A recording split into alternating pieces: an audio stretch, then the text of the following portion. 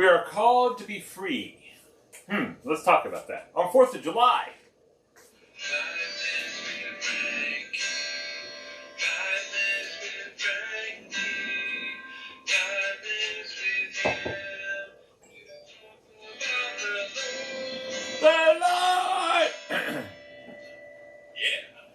Good morning, beautiful people. You didn't think to clean off the counter before you started this? Nope.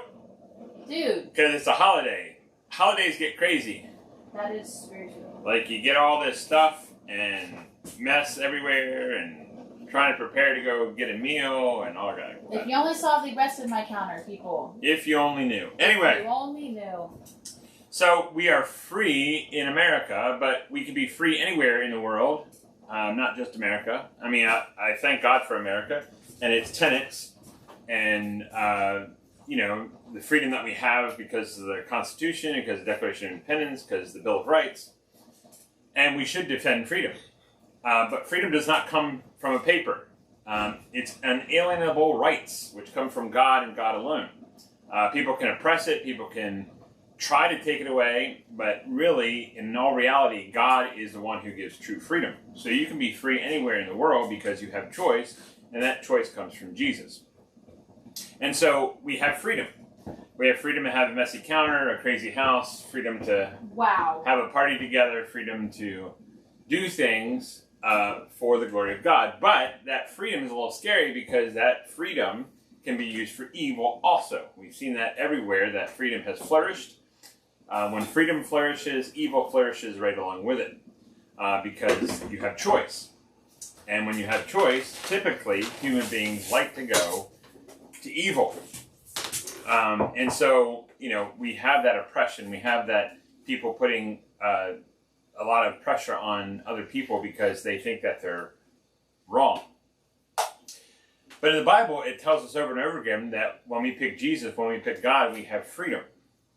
Galatians chapter 5, verse 13 says, "You, my brothers and sisters, were called to be free."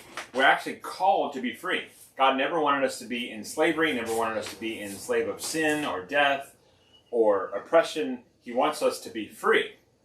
And so, we could end that scripture right there. But we know that the heart is evil above all things. And so, we're always going to go tentatively through history. When it starts out good, this started out good, but typically turns out evil. And so he says this, "But do not use your freedom to indulge the flesh," which means don't focus on the flesh. Don't focus on your sin or money or houses or prosperity, or don't focus on your job or the things of this earth. Those things fade away. Those things typically turn to evil, typically turn to, trash, and you have to throw them away. But do not use your freedom to indulge flesh. Rather, use your freedom. Okay, we have freedom of choice, but the choice should be this. Rather, serve one another humbly in love. And so when we serve each other, when we have that respect for each other, when we have that honor for each other, freedom flourishes. And I remember when I was growing up, I know you're not supposed to say that because, the good old days. Because of the good old days, because you were innocent, because you didn't know all the evil in the world. That's why we say, I wish I was back when I was a kid, because you didn't know evil. Now that we know evil, we're like, crap. Anyway. Finish the story. But when I was young, everybody watched out for everybody. Everybody respected each other. Even if you didn't agree with them, they shook hands, they parted ways, and they were happy. Mm-hmm. They, looked after my brother and I around the town. If we were getting in trouble, my mom and dad would hear it before, and they didn't have social media. They had a phone, and they picked it up, and they said, "You know what your son did?" And my mom said, "Okay." She didn't argue. She didn't yell at him. She didn't throw the phone. She didn't come over and shoot her. She didn't come over and blame somebody else for her child's mistakes. She actually took the responsibility, and she told my dad. And then my dad dealt with it. But we had choice. We had freedom. And that choice was to serve each other.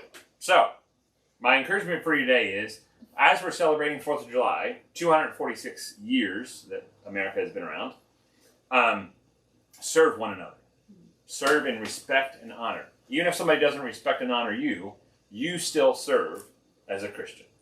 I love you. Jesus loves you too. Have a great, happy 4th. Bye-bye. I moved. Can I walk in front of it now? Yeah. Oh, gotcha. Your belly.